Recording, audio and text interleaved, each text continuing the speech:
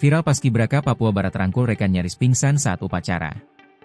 Beredar di media sosial sebuah video yang memperlihatkan seorang anggota pasukan pengibar bendera pusaka, Paskibraka, Provinsi Papua Barat Daya nyaris pingsan saat menjalankan tugas di lapangan upacara Koderal 14 Sorong pada Minggu, 17.0/2025. Dalam video yang beredar, anggota Paskibraka tersebut kehilangan keseimbangan sesaat sebelum barisan mulai berjalan.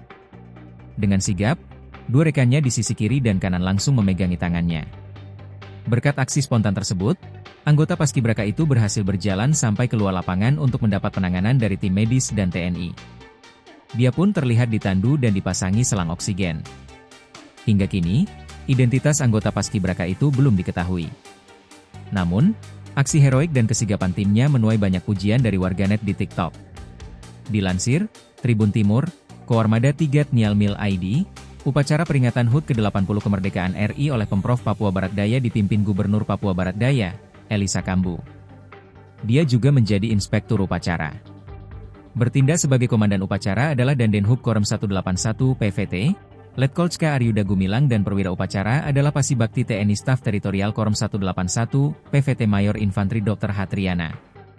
Turut hadir dalam upacara tersebut Wakil Gubernur Papua Barat Daya Ahmad Nausrau, Panglima Komando Armada, Pangko Armada, 3 Laksda TNI Hersan, dan Kodaeral 14 Laksda TNI Joni Sudianto, dan Rem 181 PVT Brigjen TNI Totok Sutriyono, Kapolda Papua Barat Daya Brigjen Pol Gatot Hariwibowo, Kabinda PBD Brigjen TNI I Ketut Artajaya, serta para pejabat TNI Polri dan pimpinan daerah. Dalam upacara tersebut, Elvira Messi Indonuyaweyai dari SMA YPPK Agustinus bertugas membawa bendera, didampingi Berto Ferdinand Saflesa, SMA YPK Teminabuan, sebagai pengibar, dan Paulus Gerat Ajokwapi, SMA N3 Kebar, sebagai pengerek.